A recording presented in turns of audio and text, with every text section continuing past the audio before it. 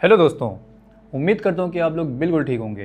दोस्तों, हमारी फैमिली जो है काफ़ी बड़ी हो चुकी है, तो दोस्तों हमें इस फैमिली को और भी बड़ा बनाना होगा। दोस्तों, आज की जो कहानी मैं लेकर के आया हूँ, ये कहानी हमें पाकिस्तान के पंजाब के लाहौर शहर से आई है।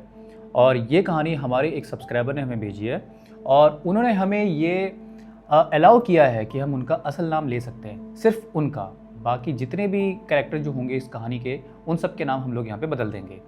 शहर भी उन्होंने कहा है कि शहर का नाम भी हम लोग असल यहाँ पे ले सकते हैं।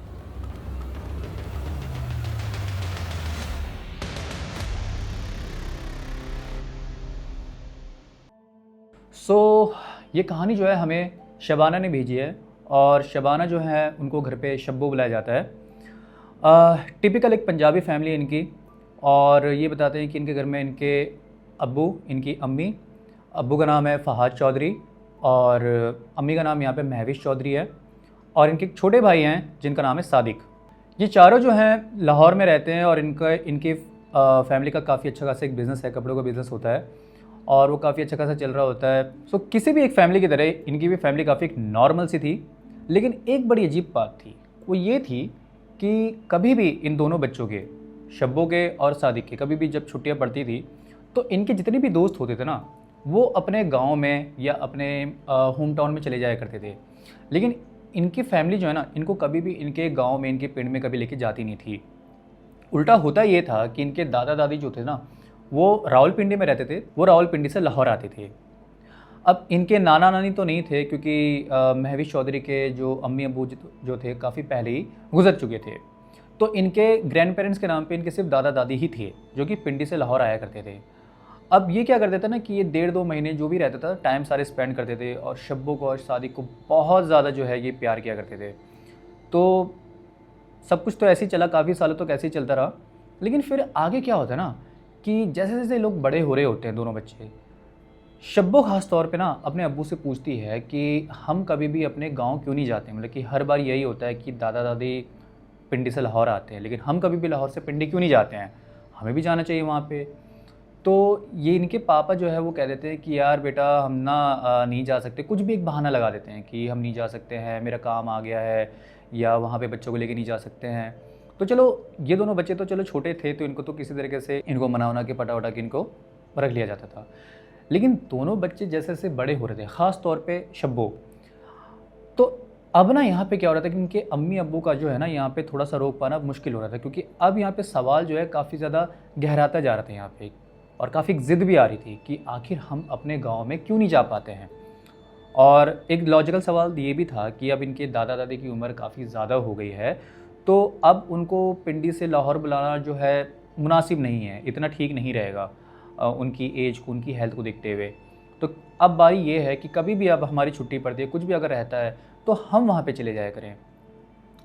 फ़हाद को लगता तो ज़रूर है कि हाँ, बच्चे बात तो सही कर रहे हैं, लेकिन वो जो है इन दोनों बच्चे को वहाँ पे लेकर के जाना नहीं चाहते थे। पता नहीं क्यों, एक अजीब सी एक वजह थी जिसको लेकर के जो है ना, हमेशा फ़हाद जो है या तो इस बात को दरकिनार कर दिया करता था, या तो जो है वो कभी कभी सख्त लहजे पे आके जो ये कह दिया करता था कि भाई हम कभी भी तुम्हें वहाँ पे गांव में लेके नहीं जा सकते हैं, वहाँ का माहौल अच्छा नहीं है, वहाँ के लोग अच्छे नहीं हैं, वगैरह वगैरह। अब एक दिन क्या होता है, शब्बो जो है अभी तक वो 20 साल की हो चुकी थी और शब्बो और सादिक के बीच में उम्र का कुछ ज़्यादा फासला नहीं था, 1-2 साल का था लगभग। तो सादिक भी अब कॉलेज में जाने वाला था। अब होता क्या है कि यहाँ पे इनको पिंडी से खबर आती है कि फ़हाद की जो अम्मी हैं, यानी कि जो दोनों बच्चों की जो दादी हैं, वो काफ़ी बीमार हैं, बहुत बीमार चल रही हैं और किसी भी वक्त जो है उनकी डेथ हो सकती है। तो वो ये चाहती हैं कि वो आखिरी वक्त में अपने दोनों पोतों को जो है एक बारी देख लें। अगर बस में होता तो फिर वो जाके मिल आते, लेकिन क्योंकि ऐसा है नहीं, और वो ना अपने दोनों पोतों से बहुत ज़्यादा प्यार करती थी, इसलिए वो जो है ना आखिरी वक्त में वो उन दोनों को देख करके वो अपनी आंखें बंद करना चाहती थी। ये एक तरीके से उनकी आखिरी ख्वाहिश समझ सकते हैं। तो फ़हाद जो था ना, क्योंकि आफ्टर ऑल वो तो उसकी अम्मी की बात थी ना, तो वो भी बेचारे क्या कर सकता था। लेकिन उसको एक तरफ ये भी डर था कि अब मुझे इन दोनों बच्चों को भी लेके जाना पड़ेगा, और मतलब एक तरीके से उसके सामने धर्म संकट आ गया था कि भाई मैं अपनी अम्मी से मिलने में अकेले जाऊं या दोनों बच्चों को मैं छोड़ जाऊं। फिर अम्मी की आखिरी ख्वाहिश भी ये है कि वो दोनों पोतों से मिलना चाहती है, मैं करूं तो करूं क्या यहाँ पे। आखिर में महविश ये कहती है, सजेस्ट ये करती है कि देखो एक काम करते हैं, दोनों बच्चों को ले जाते हैं, ख़ास तौर पे हम लोग शब्बों का ना बड़ा ख़ास ख्याल रखेंगे, उस पर नज़र रखेंगे कि वो कहीं इधर उधर निकल ना जाए। तो फ़ादर ने कहा कि चलो ठीक है, हम ऐसा करते हैं फिर। तो ये लोग क्या करते हैं, पिंडी के लिए निकल जाते हैं। अब वहाँ जब ये पहुँचते हैं ना, तो पहुँच करके ये अपने गांव में आ जाते हैं, रावलपिंडी के पास। रावलपिंडी में, शहर से बाहर इनका एक गांव था, काफ़ी बड़ा गांव था। और क्योंकि चौधरी थे ये, तो इनकी काफ़ी बड़ी बड़ी ज़मीनें भी थी उधर की, और हवेली नुमा उनका पूरा घर भी था उधर।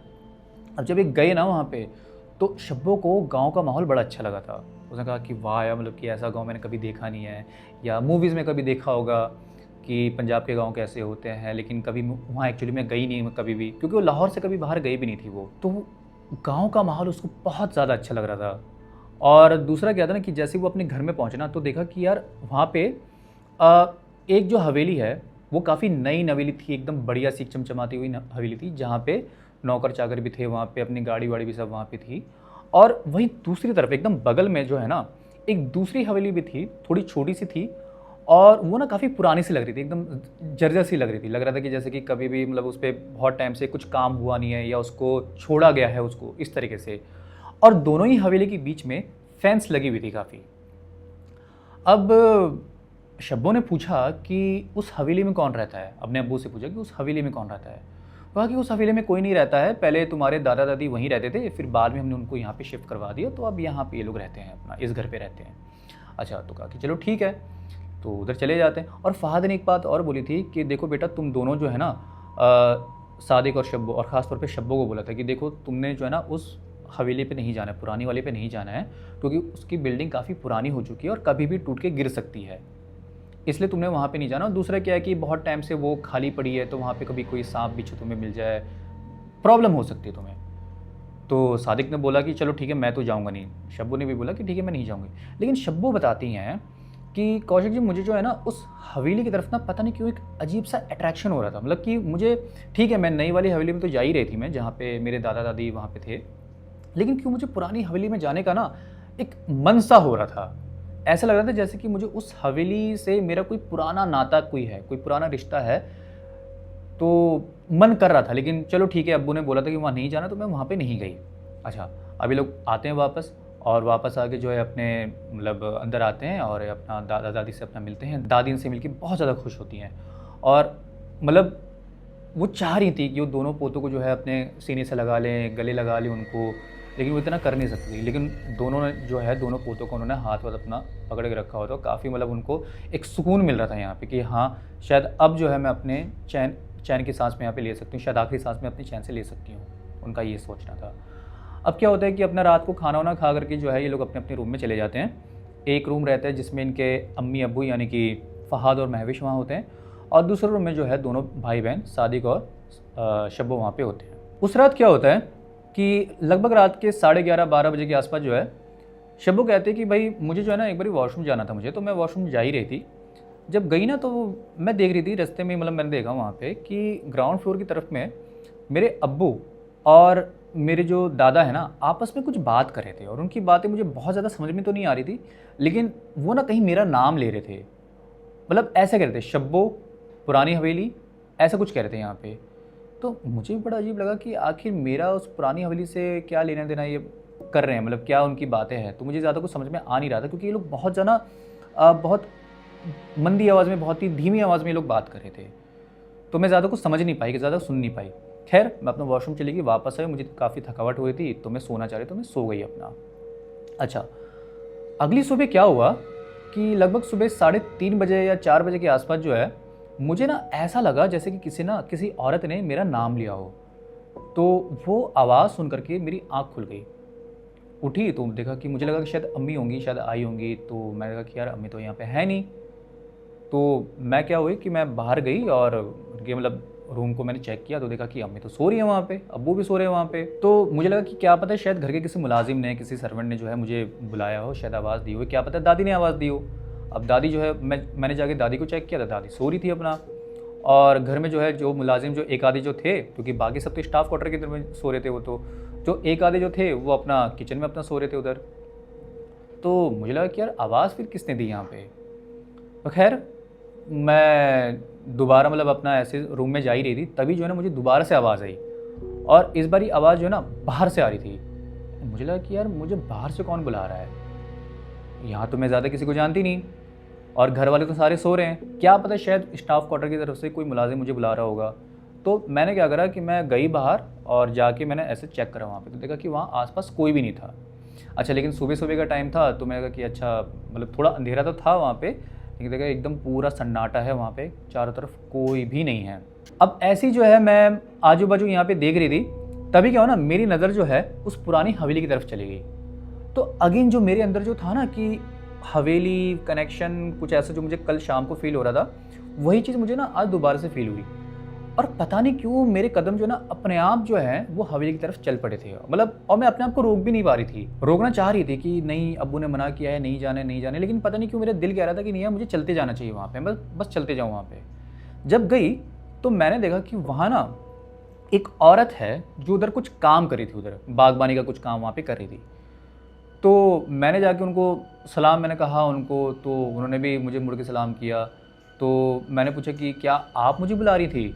तो मैंने कहा कि नहीं बेटा, मैं तो तुम्हें नहीं बुला रही थी, तुम कौन हो, मैं तो तुम्हें नहीं जानती हूँ। तो मैंने कहा कि मैं तो यहीं पे मैं आई हुई हूँ, लाहौर से आई हूँ मैं तो, और अपने दादा दादी के यहाँ पे रहने आई हूँ। क्या कि अच्छा तुम दादा दादी के यहाँ रहने हो? तो जैसे उसने ये चीज़ सुनी ना तो उसकी आंखें एकदम से चमक गई कि अच्छा तुम यहाँ पे रहने आई हो, ये वो। और दूसरा मुझे ये था कि मैंने इसको कभी देखा नहीं था, मुझे लगा कि शायद ही मुलाजिम होगी यहाँ की, लेकिन मैंने ना कल शाम को इन्हें देखा नहीं था, ये जो भी थी जो बागवानी कर रहे थे मैंने उनको देखा नहीं था।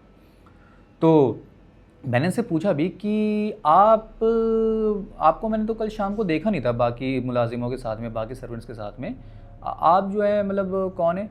तो उन्होंने अपना नाम बताया कि मेरा नाम फौजिया है और मैं इसी पुरानी हवेली की मैं देखभाल करती हूँ और यहाँ पे मैं बागवानी का काम मेनली मैं देखती हूँ इधर। तो कहा कि मुझे तो ये बताया गया था कि इस हवेली में तो कोई रहता भी नहीं है, यहाँ तक कि जो मुलाजिम भी जो है वो भी यहाँ आने से कतराते हैं काफ़ी ज़्यादा। तो फौजिया बोलती हैं कि नहीं नहीं ऐसा बेटा कुछ भी नहीं है, कोई ऐसी बात नहीं है, और पता नहीं तुम्हें किसने ये बातें बता दी है, ये तो सारी की सारी र्यूमर लग रही है यहाँ पे। मैंने कहा चलो ठीक है कोई बात नहीं। अब इसके बाद में क्या था कि मतलब मेरा ना वहाँ से जाने का मन नहीं कर रहा था, और फौजिया से जो है ना मतलब मुझे फौजिया का नेचर भी ना काफ़ी अच्छा सा लग रहा था। ऐसा लग रहा था जैसे कि मैं बरसों की ना मतलब इससे कोई पहचान है मेरी। और फौजिया भी जो है ना वो मुझे देख करके काफ़ी एक्साइटेड होकर मुझसे बात कर रही थी, जैसे कि मुझसे मतलब कितने टाइम बाद मुझसे मिल रही हो, ऐसा मुझे उससे फीलिंग आ रही थी। तो फौजिया को जब मैंने बताया था कि मैं फ़हाद चौधरी की बेटी हूँ, तो एकदम से वो हो गई कि मतलब कि अच्छा तुम फ़हाद की बेटी हो, ये वो इस तरीके से। तो कहा कि आओ तुम अंदर आ जाओ, तुम अंदर आ जाओ। तो मैंने कहा कि नहीं, मुझे अब्बू ने मना किया था कि इस बिल्डिंग के अंदर मैंने नहीं जाना है। तो कहा कि अरे नहीं यार ऐसा कुछ भी नहीं होता है, मैं हूँ ना यहाँ पे, मैं यहाँ की मुलाजिम हूँ, तो मेरे साथ तुम रहो, तुम्हें कोई खतरे वाली कोई बात होगी नहीं यहाँ पे।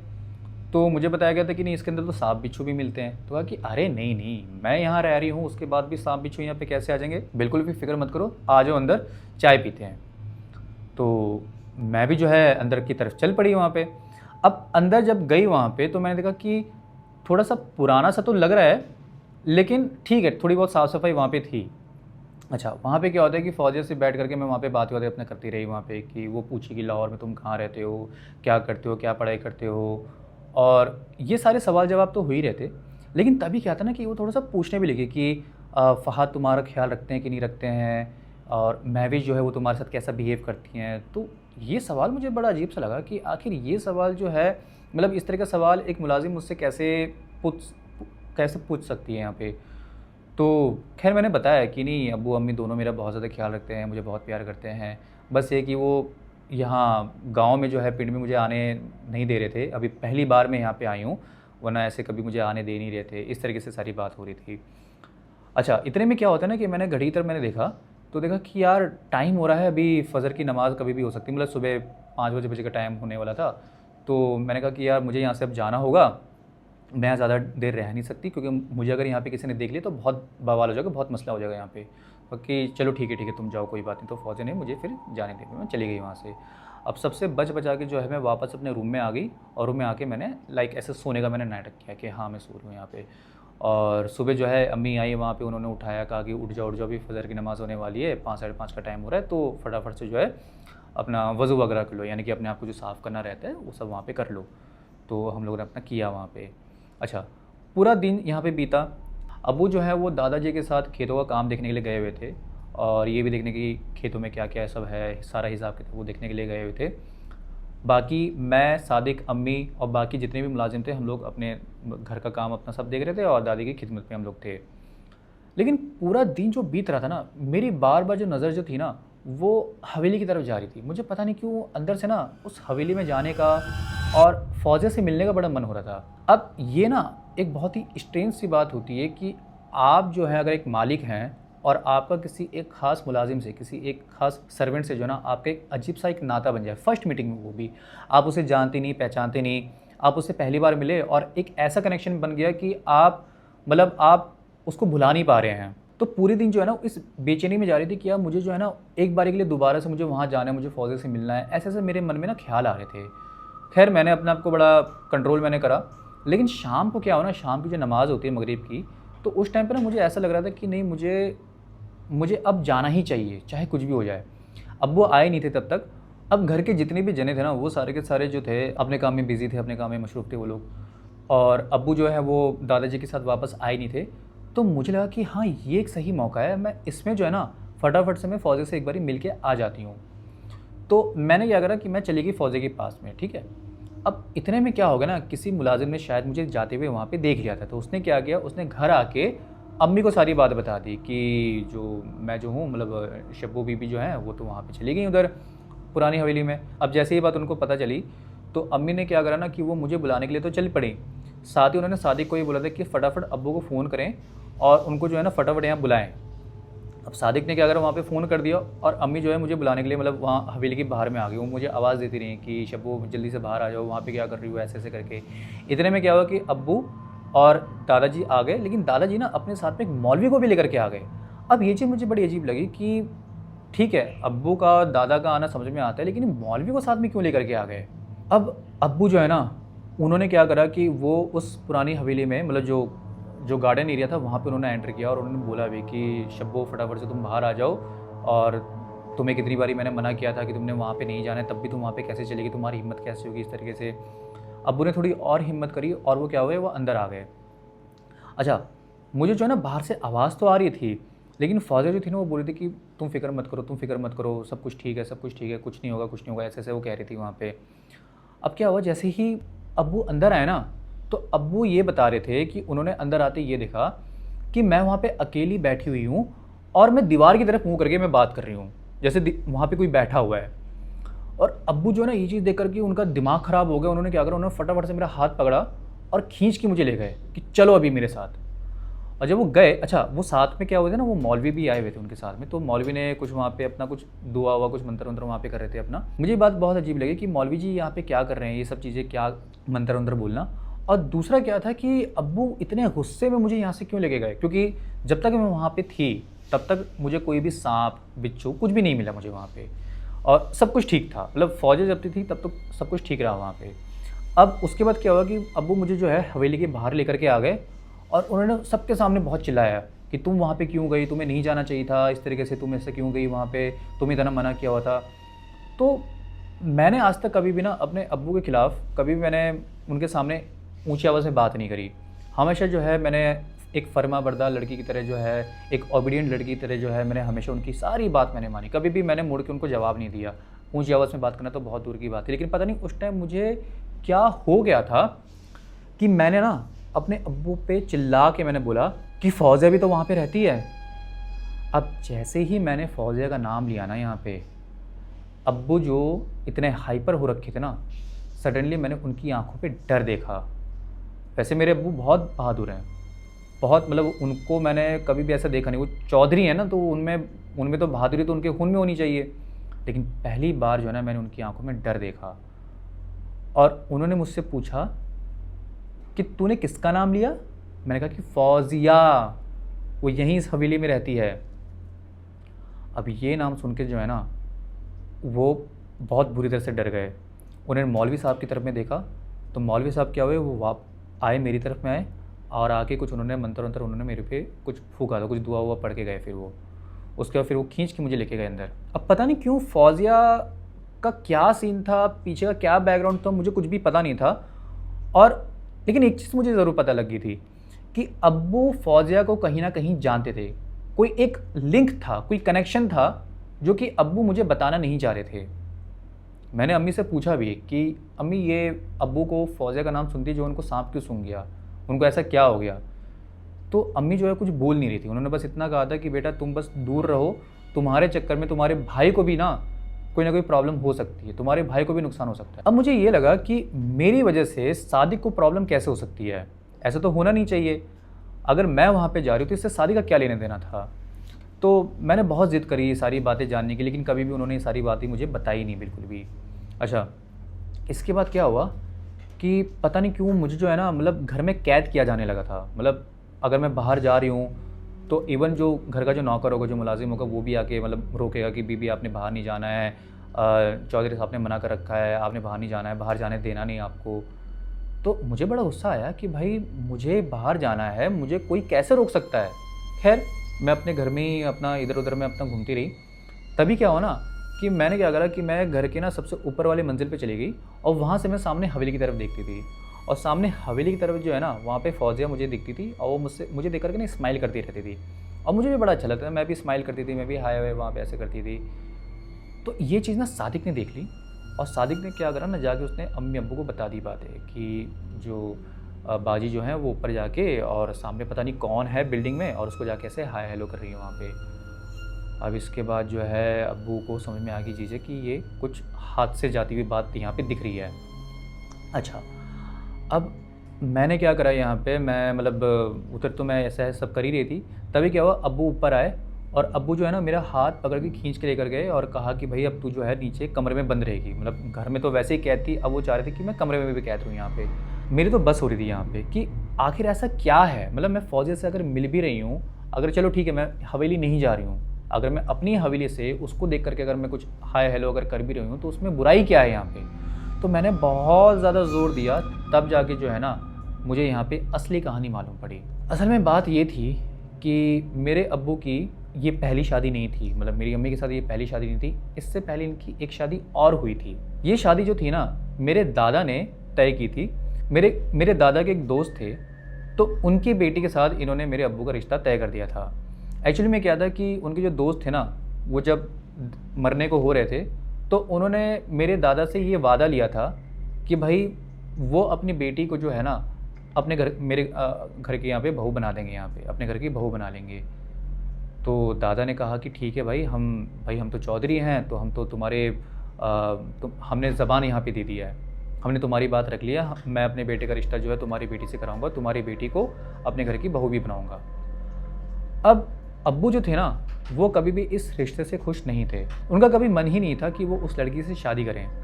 लेकिन वो लड़की जो थी ना वो मन ही मन में अब्बू को अपना शौहर मान चुकी थी। अब इसके बाद क्या था कि ना चाहते हुए भी जो है अब्बू की शादी उस लड़की से हो जाती है। अब्बू जो हैं वो शादी के 1 हफ़्ते बाद जो हैं वो ये कह देते हैं कि भाई मैं जो है लाहौर चले जाना चाहता हूँ, मैं वहाँ पे मैं अपना काम सेट करना चाहता हूँ। और वो जो नई जो बीवी उनकी थी तो कहती हैं कि भाई आपका इतना बड़ा यहाँ पे मतलब इधर इतनी ज़मीनें हैं, आपको लाहौर जाके काम करने की क्या ज़रूरत है? तो अब्बू ने बताया कि भाई मैं यहाँ पे अपने बाप के नीचे जो है उनके उनके उनके नज़रों के सामने जो है मैं वो अपना काम नहीं करना चाहता, मैं कुछ अपना अलग करना चाहता हूँ मैं। तो उन्होंने कहा कि भाई ठीक है, अगर आप जा रहे हैं, लाहौर जा रहे हैं, कहीं पे भी जाएँ, आप मुझे साथ ले जाएँ। तो कहा कि नहीं, तुम्हें साथ जाने की ज़रूरत नहीं है, मैं तुम्हें वहाँ पे कहाँ ले जाके तुम्हें मैं रखूँगा, पहले मैं जाके उधर अपना कुछ सेट कर लूँ और कुछ अरसे बाद जो मैं तुम्हें बुला लूँगा। ज़्यादा नहीं, 6 महीना लग जाएगा, उसके बाद मैं तुम्हें बुला भेजूँगा। कहा कि चलो ठीक है। अब क्या हुआ कि अब्बू जो है ना लाहौर चले गए, तो वो 6 महीने बाद वापस आए और इन 6 महीने के दौरान जो है ना इन्होंने कभी भी कांटेक्ट नहीं किया। अगर कभी कॉल भी करते तो वो सिर्फ दादा को कॉल करते और कभी भी ना उस जो उनकी जो वाइफ़ जो बन गई थी उनसे कभी बात करती नहीं थी ये। इसके बाद क्या हुआ कि कोई चिट्ठी-विट्ठी भी लिखते नहीं थे उस टाइम, क्योंकि काफ़ी पुरानी बात थी, तो जो लेटर्स वगैरह होते हैं वो भी कभी लिखते नहीं थे ये। अच्छा, अगर कभी भी ये जो इनकी जो वाइफ़ थी अगर अब्बू को लेटर लिखती भी थी तो उसका कभी जवाब भी नहीं देते थे ये।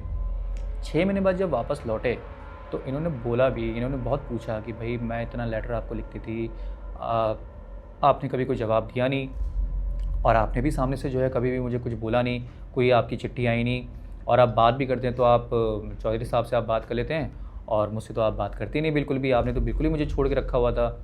तो वो बहाना बनाने लगे कि नहीं, नहीं ऐसा कुछ भी नहीं है, वहाँ पे बहुत ज़्यादा काम रहता है, इतना बिज़ी रहता हूँ मैं, इस वजह से आप फ़िक्र मत करो, अब सब कुछ ठीक मैं कर दूँगा यहाँ पे। तो कहा कि देखो आप 6 महीने तो गुज़र चुके हैं, अब आप मुझे ले जाएँ लाहौर।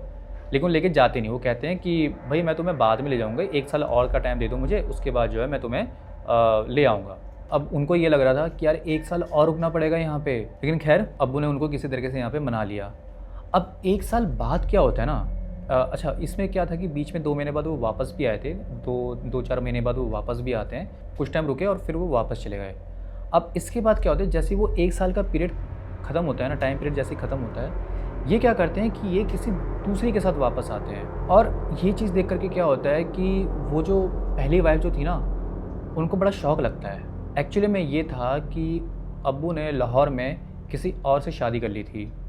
अब वो कोई और नहीं थी, बल्कि वो मेरी अम्मी थी, महविश चौधरी, और उन्होंने उनसे शादी कर ली थी। अब ये चीज़ देख कर के जो है ना, उनकी जो पहली वाइफ़ थी, उनको बड़ा धक्का लगा कि यार मतलब मैं यहाँ पे आपका यहाँ पे वेट करती रही और आप जाके लाहौर में जाके आप शादी भी मनाएँ अपना। ठीक है, आपने बिज़नेस सेट कर लिया, लेकिन आप वहाँ पे जाके शादी भी मना के आ गए। तो कहा कि यार मैं जो है तुमसे कभी शादी करना नहीं चाहता था, वो तो मेरे अब्बू ने जो है ज़बरदस्ती शादी करा दी थी, ये वो इस तरीके से बातें वो करने लग गए। ये बात जो है काफ़ी ज़्यादा उनको प्रॉब्लम कर रही थी, जो पहली वाइफ़ थी।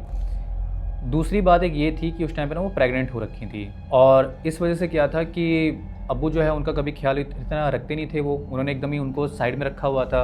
अब उनको ना काफ़ी धोखा सा फील हो रहा था, जो उनकी फर्स्ट वाइफ थी ना, उनको काफ़ी धोखा सा फील हो रहा था। कुछ टाइम बाद जो है उन्होंने एक बेटी को उन्होंने जन्म दिया था, और बेटी को जन्म देने के बाद जो है उन्होंने क्या करा था कि वो जो हवेली जो थी ना, जिस हवेली में जाने को मना किया था, वहाँ के छत से जो है वो कूद करके उन्होंने अपनी जान दे दी थी। जब अब्बू से मैंने पूछा कि वो औरत थी कौन जिसने जान दी, जिससे आपने शादी की थी, तो अब्बू ने बताया कि वो और कोई नहीं, वो फौजिया थी। अब्बू ने फौजिया से शादी की थी। दूसरा ये, जब मैंने उनसे पूछा कि वो जो बच्ची को जो जन्म दिया था, वो बच्ची कहाँ है, आपने क्या किया उसका, तो अब्बू कहते हैं कि मैं उसी से तो बात कर रहा हूँ। अब्बू का ये मतलब था कि मैं शबाना महविश की बेटी नहीं थी, फौजिया की बेटी थी। यानी कि महविश मेरी सौतेली माँ और सादिक मेरा सौतेला भाई था। ये चीज़ सुन कर के जो है ना, मतलब मैं प्रोसेस कर नहीं पा रही थी कि आखिर मैं मतलब कैसे ये बातें जो है ना अपने माइंड में प्रोसेस करूँ, मतलब कैसे जो है इन सब चीज़ों को मैं एक्सेप्ट करूँ। मुझे ना अपने अब्बू से ना मुझे काफ़ी नफ़रत सी होने लग रही थी। अब्बू ने आगे ये बताया कि उसके बाद से जो है ना, वो हवेली काफ़ी ज़्यादा हॉन्टेड से हो गई थी, और इसलिए जो है ना वहाँ पे मौलवी साहब को जो है टाइम टू टाइम वहाँ पे बुलाया जाता था कि वो वहाँ पे आके उस स्पिरिट को वहाँ पे आके थोड़ा सा कैद करके रखे। दूसरा ये था कि हम क्यों इतने टाइम तक गांव नहीं गए थे, उसका रीज़न भी यही था कि अगर हम लोग द मोमेंट हम वहाँ गांव में आते, तो कहीं ना कहीं फ़ौजी की जो स्पिरिट थी वो मुझसे कांटेक्ट करती, और हो सकता था कि वो शायद महविश या सादिक को जो है कुछ नुकसान पहुँचा सकती थी। तभी जो है हम इतने टाइम से जाते नहीं। तो अब मुझे सारी बातें समझ में आने लगी कि अच्छा हम क्यों वहाँ पे नहीं जाते थे, और क्यों मेरी वजह से सादिक को प्रॉब्लम ना हो जाए, इस तरह की बातें होती रहती थी। मेरा मन किया कि मैं वापस से जो है पुरानी हवेली में जाऊँ, और एक बारी जाके मैं अपनी असल अम्मी से जो है मैं मिलूँ। शायद यही वजह था कि क्यों मुझे उस हवेली से इतना कनेक्शन फ़ील होता था, और क्यों जो है मैं फ़ौजिया की इतनी ज़्यादा नज़दीक में अपने आप को महसूस कर पाती थी। क्योंकि ये नज़दीकी जो है मुझे कभी अपनी मतलब अब महविश को जब तक मैं अपनी अम्मी समझ रही थी, तब तक तो चलो ठीक है, लेकिन एक अलग ही कनेक्शन मुझे फ़ील हो रहा था फ़ौजिया के साथ में। तो अब्बू ने ये कहा कि फ़ौजिया जो है ना, वो ये चाहती है कि तभी जो है इस हवेली को छोड़ेगी जब वो एक बार अपनी बेटी को अपनी आंखों के सामने देख लेगी, उससे मिल लेगी, उससे बात करेगी, क्योंकि वो तुमसे बहुत ज़्यादा प्यार करती थी। दूसरा, वो ये चाहती है कि मेरे जैसे आदमी के साथ तुम बिल्कुल भी ना रहो। अब ये चीज़ जो है मुझे कहीं ना कहीं ये चीज़ फ़ील हो भी रही थी कि मैं अपने अब्बू से जो है एक नफ़रत से मुझे हो गई थी, कैसे वो धोखा दे सकते थे अम्मी को। खैर मैं इसमें महविश अम्मी को जो है मैं कभी भी उनको इसमें ब्लेम नहीं करती, और मेरी जितनी भी तरबियत हुई है बचपन से लेकर के अभी तक, जितना भी उन्होंने पाला पोसा है, कभी भी जो है मेरी इस अम्मी ने जो है महविश जो हैं, उन्होंने कभी भी मेरे साथ कोई पार्शियलिटी नहीं की। कभी भी उन्होंने ऐसा नहीं किया कि अच्छा मैं इनकी अपनी बेटी नहीं हूँ, सादिक इनका अपना बेटा है, कभी भी मुझे फ़र्क नहीं किया। बल्कि सादिक से ज़्यादा मुझे ही माना यहाँ पे हमेशा। सादिक कहता भी था कि मतलब कि तुम जो हो अम्मी की ज़्यादा फेवरेट हो और मैं जो हूँ इतना फेवरेट नहीं हूँ मैं। लेकिन अब्बू जो है उनसे मुझे कभी ये उम्मीद नहीं थी। मैं एक बार आखिरी बार जो है उस हवेली में गई और हवेली में जा कर के मैं अम्मी से, फ़ौज़े से मैं जाके मिली और मेरी आँखों में बहुत आँसू भी थे। लेकिन सामने मैंने उनको देखा ना अम्मी को, तो वो बहुत ज़्यादा मतलब स्माइल करी थी वो देख कर के, और वो कह रही थी कि बेटा तुम फ़िक्र मत करो, सब कुछ ठीक है, मैंने तुम्हें देख लिया है, मैं तुमसे बात कर ली, बस अब इसको जो है अपने साथ में लेकर के जा रही हूँ मैं। इन यादों को मैं अपने साथ लेके जा रही हूँ। तुम अपना ख़्याल रखना और अपनी अम्मी से नफ़रत मत करना। तुम्हारी अम्मी बहुत अच्छी औरत हैं, तुम्हारा भाई भी बहुत अच्छा है। बस तुम्हारे अब्बू से जो है मैं खफ़ा हूँ, उनसे नाराज़ हूँ मैं, और बस तुम खुश रहो सदा, यही मेरी दुआ है। इतना बोल के जो है वो मेरी आँखों के सामने से गायब हो जाती हैं। ये एक इमोशनल मोमेंट था मेरे लिए, और मैंने इसके बाद जो है मैंने फ़ैसला किया अब मैं जो है अपने अब्बू के साथ रहूँगी नहीं। मैं इस्लामाबाद शिफ्ट हो गई। मैं अम्मी के कॉन्टैक्ट में रही, महविश अम्मी के कॉन्टैक्ट में मैं रही, मैं सादी के कॉन्टैक्ट में भी रही। इस इंसिडेंट के कुछ दिनों बाद जो है दादी की भी डेथ हो जाती है और काफ़ी सालों बाद दादाजी की भी डेथ हो जाती है। तो मेरा उस गांव में जाने का कभी कोई मतलब बना नहीं था और मैं अब्बू के साथ कभी कांटेक्ट में रही भी नहीं। तब से लेकर के अब तक का दिन है। मैं अब शादीशुदा हूँ, मेरी एक बेटी भी है और मैंने उसका नाम फ़ौज़िया रखा हुआ है। और मुझे जो है काफ़ी मतलब मुझे उससे काफ़ी एक लगाव है काफ़ी ज़्यादा, और मैं अपनी लाइफ में काफ़ी ज़्यादा खुश भी हूँ। बस ये है कि अब्बू से नाराज़गी अभी भी है, और बस क्या ही बताऊँ मैं अब इसके आगे। दोस्तों ये कहानी मुझे हॉरिफाइंग तो लगी ही लगी, लेकिन इसके साथ साथ जो है ना ये कहानी इमोशनल ज़्यादा थी।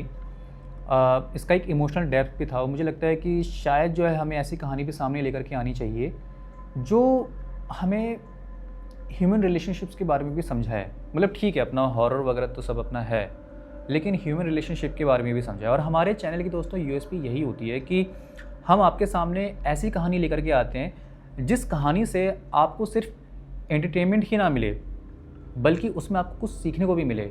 कुछ ऐसी बातें जो शायद आपको अपनी लाइफ में आगे बढ़ाने का काम कर सके, शायद आपको लाइफ में आगे बढ़ाए, आपको कुछ सीखने को मिले कि जो गलतियाँ इन लोगों ने की है वो गलतियाँ आप लोग ना करें। तो दोस्तों इस वीडियो को लेकर के, इस कहानी को लेकर के आपके माइंड में क्या विचार हैं, क्या बातें हैं, आप कमेंट सेक्शन में लिख सकते हैं।